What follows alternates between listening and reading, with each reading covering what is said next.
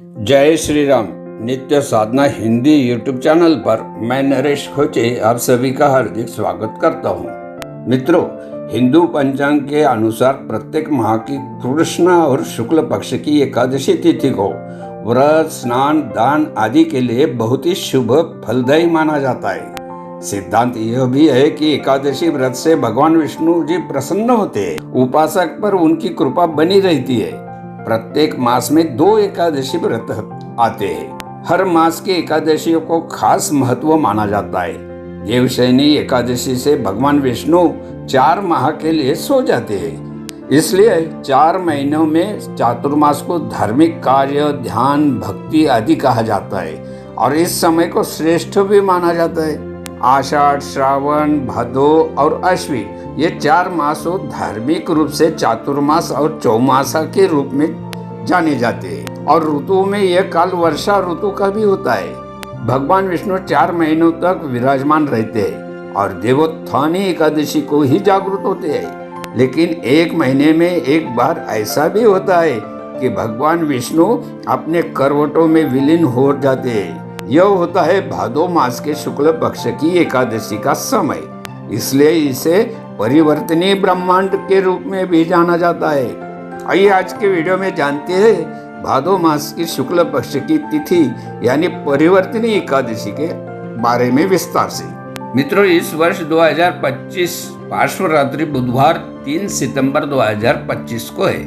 4 सितंबर को पारण यानी व्रत तोड़ने का समय दोपहर 1:36 से शाम 4:08 तक रहेगा। पारण तिथि हरिवासरत समाप्त होने का समय प्रातः 10:18 तक रहेगा।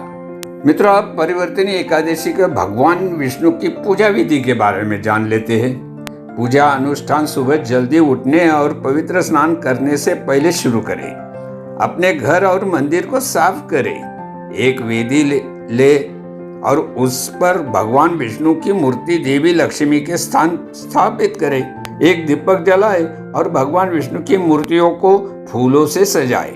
मूर्ति को गोपी चंदन का तिलक लगाए।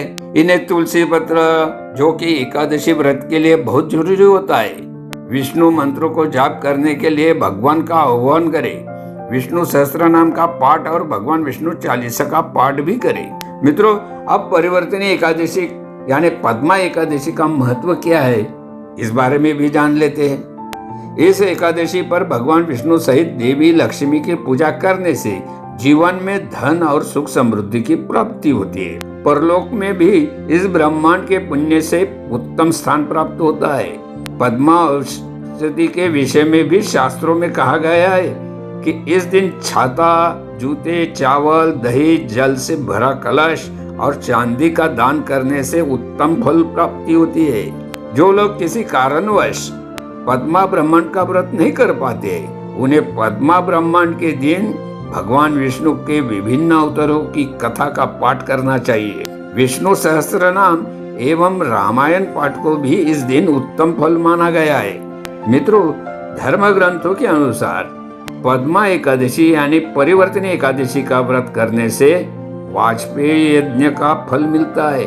जो मनुष्य इस ब्रह्मांड को भगवान विष्णु के वामन रूप की पूजा करता है, उसके सभी पापों का नाश होता है और उसे मोक्ष की प्राप्ति होती है। इसके साथ ही भगवान विष्णु की कृपा से जीवन में सुख, शांति और समृद्धि आती है। इस व्रत को करने से मन की शांति और जीवन में सकारात्मक ऊर्जा का संचार होता है। तो मित्रों, ये थी परिवर्तनीय यानी पद्मा एकादशी के बारे में विशेष जानकारी। ऐसी ज्ञानवर्धक, उद्बोधक तथा आध्यात्मिक जानकारी के लिए आज ही हमारे नित्य साधना हिंदी यूट्यूब चैनल को सब्सक्राइब करें। आज की वीडियो की जानकारी अच्छी लगी तो इसे लाइक और शेयर भी करें। इस वीडियो में इतना ही। मिलते हैं अगली बार एक और नई जानकारी के साथ। तब तक के लिए जय श्री राम।